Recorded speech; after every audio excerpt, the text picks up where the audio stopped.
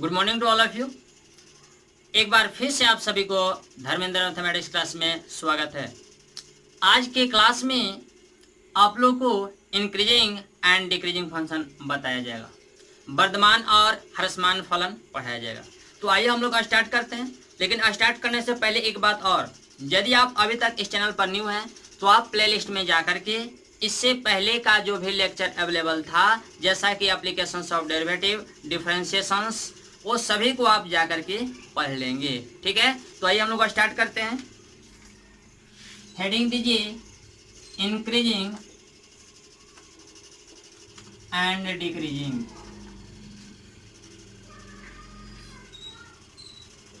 Increasing and decreasing function, Varthaman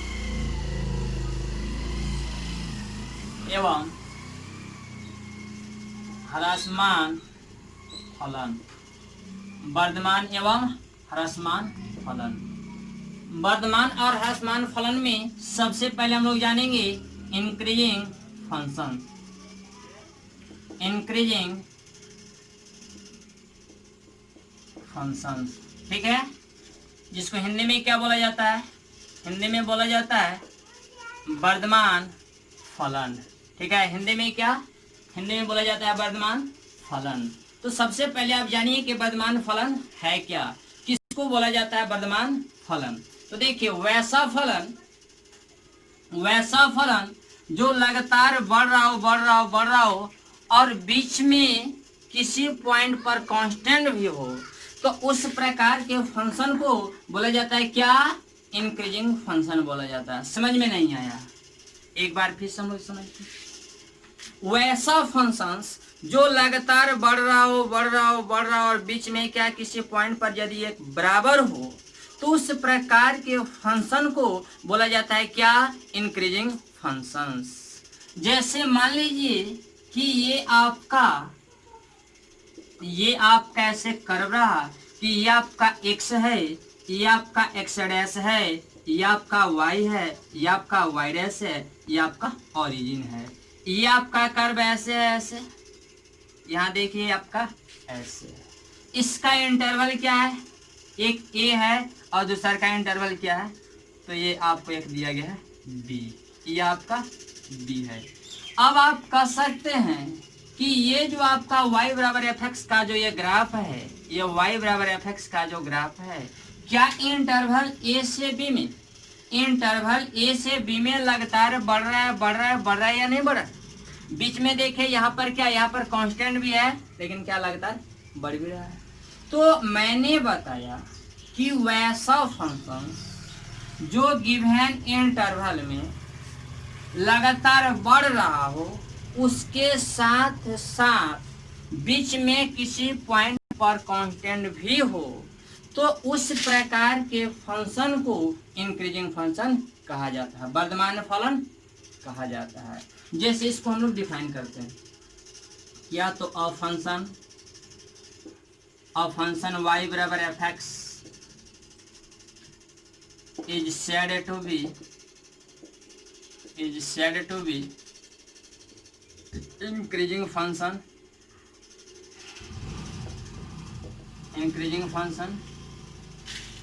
in interval a to b if x1 x2 belongs to interval a to b and x1 less than x2 and f of x1 less than equal to f of x2। ये आपका and, चलिए इसको हिंदी में लिखना होगा तो क्या लिखेंगे? हिंदी में लिखना होगा तो ऐसे लिखेंगे कि एक फलन y बराबर fx किसी अंतराल a से b में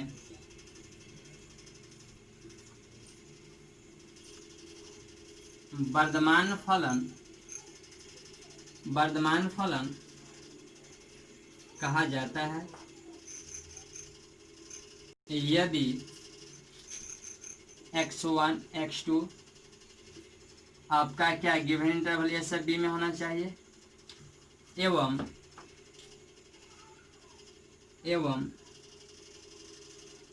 x1 का जो मान होना चाहिए x2 के मान से क्या होना चाहिए, ऐसे होना चाहिए x1 less than equal to क्या x2 और क्या f of x2 greater than equal to f of x1 होना चाहिए। नहीं समझ में आया? यहाँ पर लिखा गया है कि ऑफ फंक्शन y बराबर fx is said to be increasing functions in interval a to b if x1 x2 belongs to closed interval a to b and x1 less than equal to x2 and f of x1 less than equal to f of x2। इसका मतलब ये हुआ कि किसी फलन y बराबर fx को किसी अंतराल a से b में वर्तमान फलन कहा जाता है यदि x1 का जो मान है x2 के मान से कम होना चाहिए। यहाँ देखिए ये आपका x1 है, ये आपका x2 है। आप कह सकते हैं कि यहाँ से यहाँ तक का लंबाई यदि 2 मीटर है तो यहाँ से यहाँ तक का जो लंबाई है 4 मीटर होगा या उससे भी ज्यादा होगा। यानी जो x2 का मान होना चाहिए वो x1 के मान से बड़ा या बराबर होना चाहिए। एक बात और उसके बाद लिखा गया है क्या, उसके बाद यह भी लिखा गया है कि f of x1 less than equal to f of x2। इसका मतलब ये हुआ कि ये जो हाइट है यदि x1 पर हाइट अगर यदि यहाँ से यहाँ तक का हाइट यदि आपको 2 मीटर है तो यहाँ से यहाँ तक का जो हाइट है ये क्या 4 मीटर या फिर क्या 2 मीटर से यदि ज्यादा है तो इस प्रकार के फंक्शन को क्या बोला जाता है, इंक्रीजिंग फंक्शन। यानी वैसा फंक्शन जो लगातार अपने इंटरवल में क्या बढ़ रहा हो और बीच में कांस्टेंट भी हो किसी पॉइंट पर, तो उस प्रकार के फंक्शन को क्या बोला जाता है, इंक्रीजिंग फंक्शन। उसको बोला जाता है वर्धमान फलन। लेकिन अगर यदि यही ग्राफ ऐसे उल्टा हो जाए, ऐसे दिए गए इंटरवल में कैसे घट रहा है और किसी पॉइंट पर यदि बराबर भी हो जाता है तो उस प्रकार के फंक्शन को हम लोग क्या बोलते हैं, उस प्रकार के फंक्शन को हम लोग बोलते हैं डिक्रीजिंग फंक्शन। बात समझ में आई? नहीं आई? कोई बात नहीं, एक बार फिर से हम लोग देखते हैं क्या लिखा गया है। लिखा गया इंक्रीजिंग फंक्शंस। तो इंक्रीजिंग फंक्शन किसको बोलेंगे, तो वैसा फंक्शंस जो गिवन इंटरवल ए से बी में लगातार बढ़ रहा हो उसके साथ साथ यदि किसी पॉइंट पर कांस्टेंट भी हो, एक बराबर भी हो, तो उस प्रकार के फंक्शन को इंक्रीजिंग फंक्शन कहा जाता है। बात समझ में आई? जैसा कि ये ग्राफ से स्पष्ट है, आप देख रहे होंगे कि ये जो ग्राफ है, ये ग्राफ का हाइट देखिए तो साहब ये लगातार बढ़ रहा है। अब यहाँ पर है कि ये पॉइंट और ये पॉइंट पर क्या कांस्टेंट भी है। तो मैंने बताया कि वैसा फंक्शन जो लगातार बढ़ रहा हो और बीच में किसी पॉइंट पर कांस्टेंट भी हो तो उस प्रकार के फंक्शन को क्या, इंक्रीजिंग फंक्शन बोलेंगे। लेकिन घटना नहीं चाहिए, ऐसा नहीं कि ऐसे गया फिर ऐसे घट गया तो फिर इंक्रीजिंग नहीं होगा। बस समझ में आई?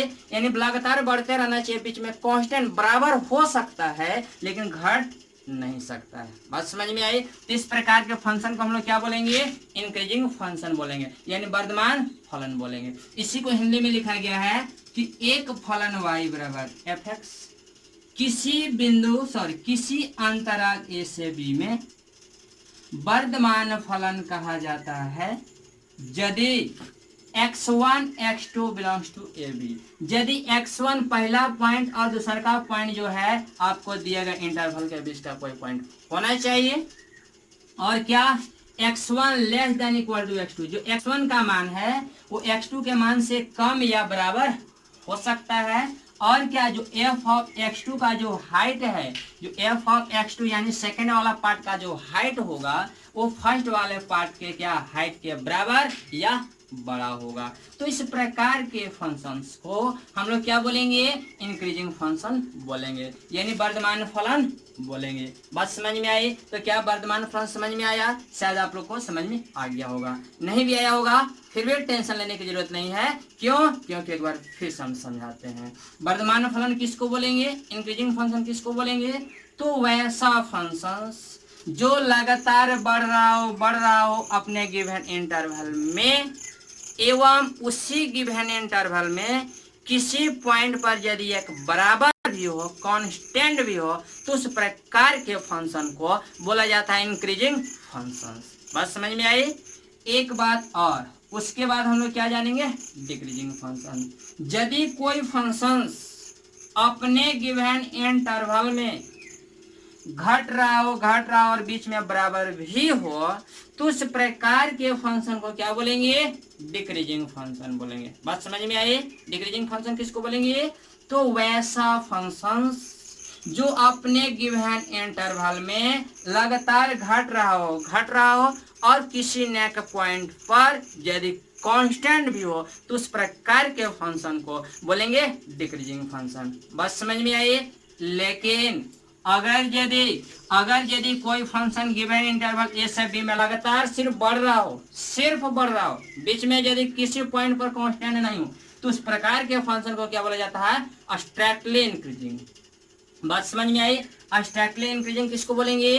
तो वैसा फंक्शन जो गिवन इंटरवल ए से बी में लगातार बढ़ रहा हो, कहीं पर कांस्टेंट नहीं हो, तो उस प्रकार के फंक्शन को बोला जाता है क्या? उसको बोला जाता है निरंतर वर्धमान फलन, और इंग्लिश में क्या बोला जाता है? Strictly increasing function. बात समझ में आई? उसके बाद हम लोग जानेंगे क्या?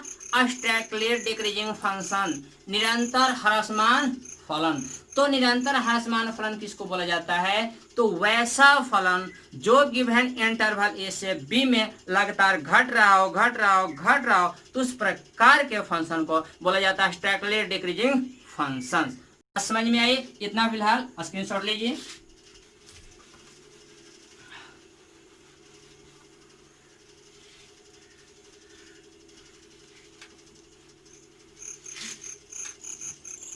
चलिए अब आप जानिए डिक्रीजिंग फंक्शन। डिक्रीजिंग फंक्शन जिसको बोला जाता है क्या?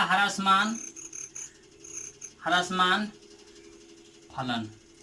ठीक है साहब, इसको क्या बोला जाता है? ह्रासमान फलन। चलिए इसको भी डिफाइन करते हैं। तो अ फंक्शन y बराबर fx is said to be decreasing function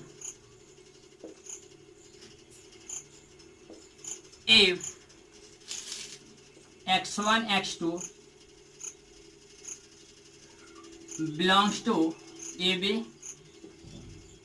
and f of x1 greater than equal to f of x2 and x1 less than equal to x2। देखिए साहब यहाँ पर क्या लिखा गया? अ फंक्शन y बराबर fx is said to be decreasing function if x1 x2 belongs to closed interval a to b and f of x1 greater than equal to f of x2 and x1 less than equal to x2।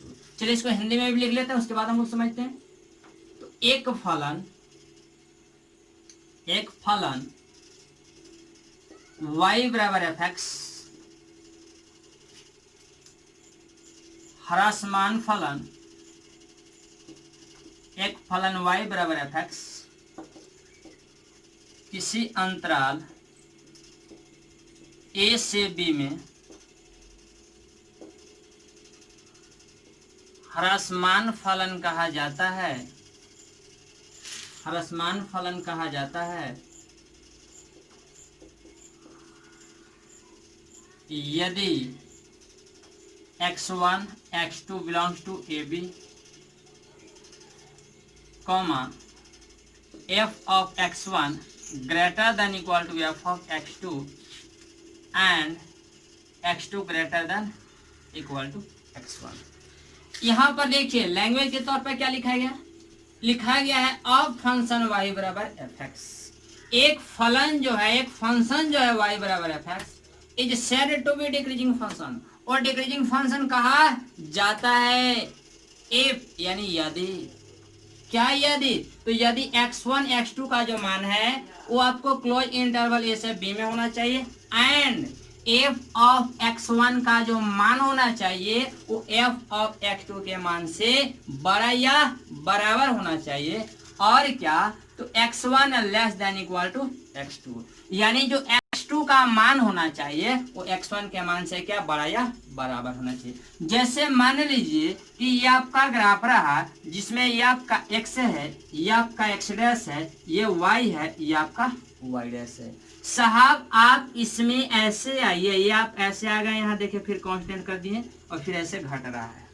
ये interval रहा है क्या, ये interval रहा है ए से B.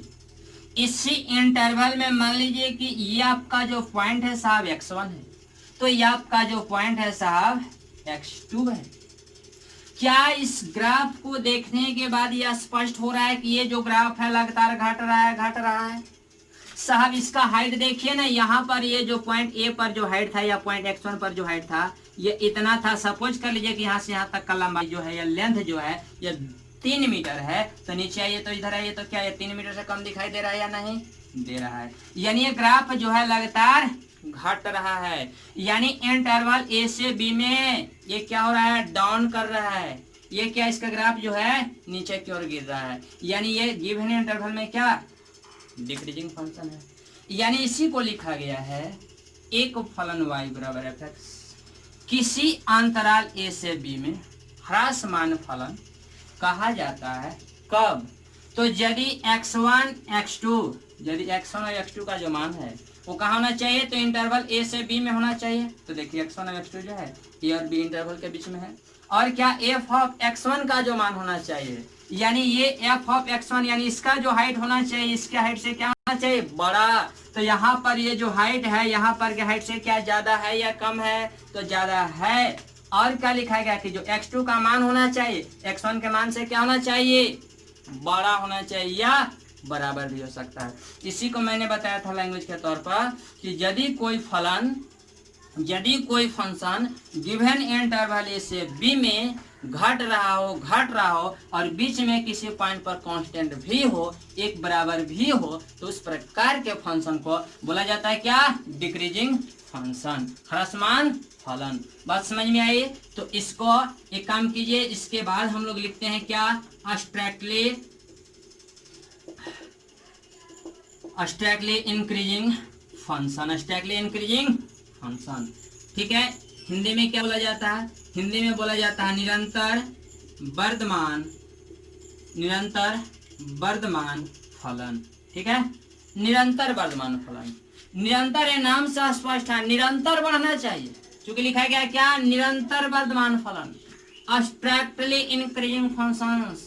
यानी हमेशा क्या, स्ट्रैक्टली के रूप में मतलब क्या, लगातार क्या होना चाहिए, बढ़ते रहना चाहिए, कहीं भी एक बराबर नहीं होना चाहिए। तो उस प्रकार के फंक्शन को क्या बोलेंगे, निरंतर वर्धमान फलन बोलेंगे, स्ट्रैक्टली इंक्रीजिंग फंक्शन बोलेंगे। जैसे मान लीजिए कि आपका ग्राफ रहा साहब, अब आप देखो ये लगातार बढ़ रहा है, बीच में कहीं कांस्टेंट है क्या साहब? यदि आप मानते हो कि ये आपका इंटरवल ए रहा, ये आपका इंटरवल बी रहा, तो इस इंटरवल में आप देखिए तो ये x1 है, ये x2 है, तो क्या x1 और x2 पर क्या कहीं कांस्टेंट हो सकता है क्या? इंटरवल ए से बी में कहीं आपको लगता है कि एक बराबर है? हर जगह हाइट जो है वो बढ़ ही रहा है। तो वैसा फंक्शंस जो लगातार बढ़ रहा हो, तो उस प्रकार के फंक्शन को बोला जाता है क्या, स्ट्रैक्टली इंक्रीजिंग फंक्शंस।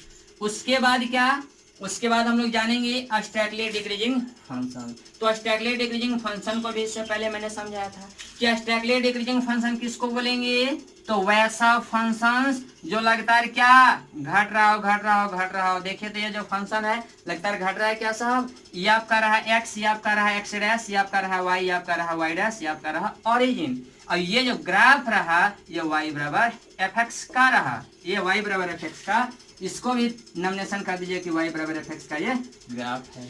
तो देखिए ये जो फंक्शन है ये लगातार बढ़ रहा है, तो ये आपका क्या हो गया, ये आपका निरंतर वर्धमान हो गया और ये आपका निरंतर ह्रासमान हो गया। बात समझ में आई? तो साहब एक काम करो, फिलहाल इसको आप स्क्रीनशॉट लो, उसके बाद इसको डिफाइन करते हैं, या एक मिनट इसको लिख लो क्या फंक्शंस, या स्पेस तो कम है, फिलहाल मिटाने में बेहतर है, स्क्रीनशॉट लेना।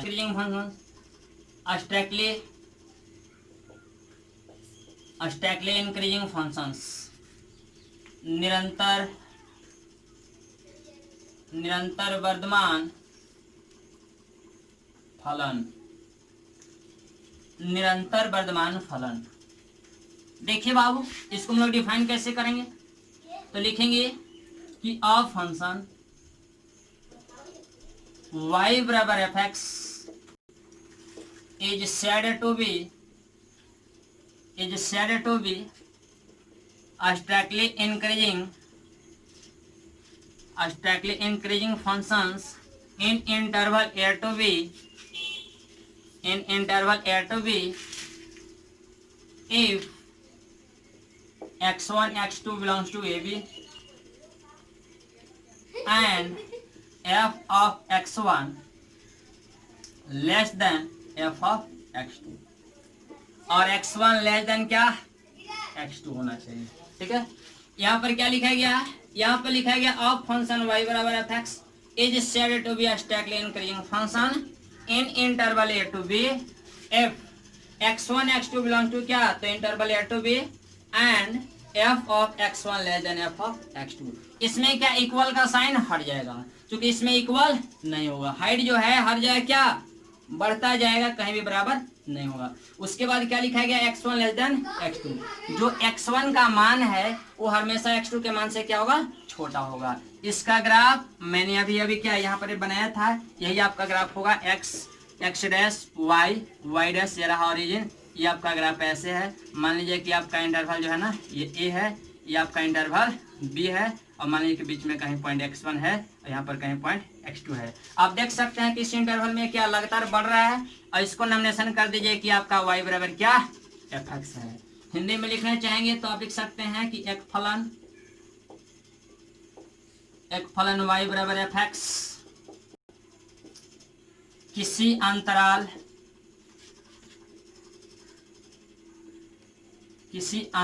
a से b में निरंतर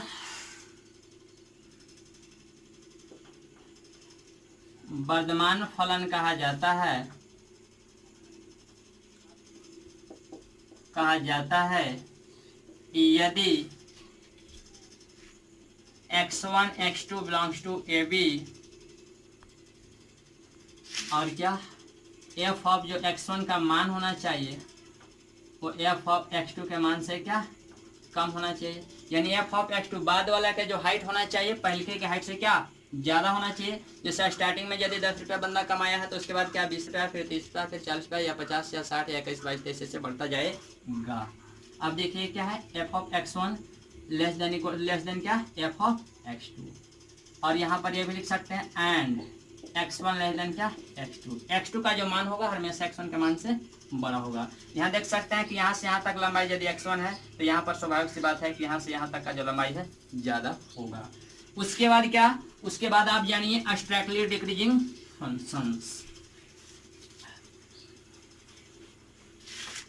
हेडिंग दीजिए स्ट्रिक्टली डिक्रीजिंग फंक्शन। हिंदी में बोला जाता है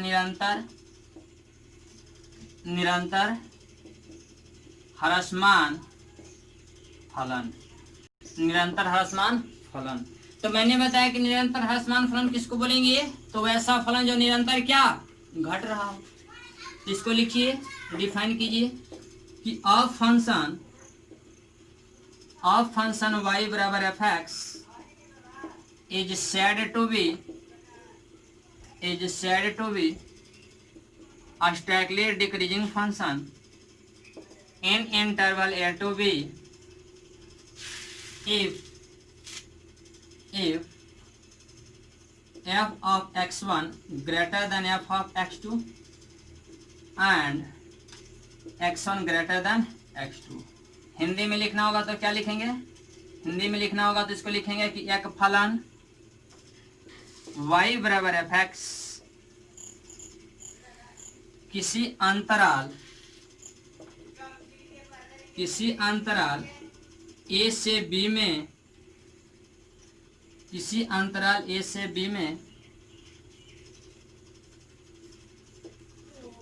निरंतर ह्रासमान फलन, निरंतर ह्रासमान फलन कहा जाता है यदि f of x1 greater than f of, यदि f of x1 greater than f of x2 एवं x1 greater than क्या, x1 less than x2 होना चाहिए। इसका ग्राफ अगर यदि बनाएंगे तो कैसा होगा, तो इसका ग्राफ ऐसे होगा, लगातार घट रहा है, लीजिए घट गया। ये आपका ग्राफ रहा y बराबर एफ एक्स का, ये कैपिटल x, ये x डैश, ये y रहा, ये y डैश, ये आपका रहा ओरिजिन, ठीक है, ये आपका ओरिजिन रहा।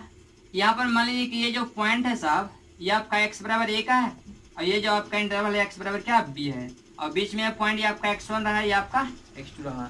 आप इस इंटरवल a से b में देख सकते हो ये जो फंक्शन है वो लगातार क्या कर रहा है, घट रहा है। तो इस प्रकार के फंक्शन को हम लोग क्या बोलेंगे, तो इसको हम लोग बोलेंगे डिक्रीजिंग फंक्शन, सॉरी इसको क्या बोलेंगे, एब्स्ट्रैक्टली डिक्रीजिंग फंक्शन, ठीक है। इसको आप कॉपी कीजिए। हाँ तो बच्चों आपने कॉपी तो कर ही लिया होगा, अधिक जानकारी जो है नेक्स्ट क्लास में दिया जाएगा।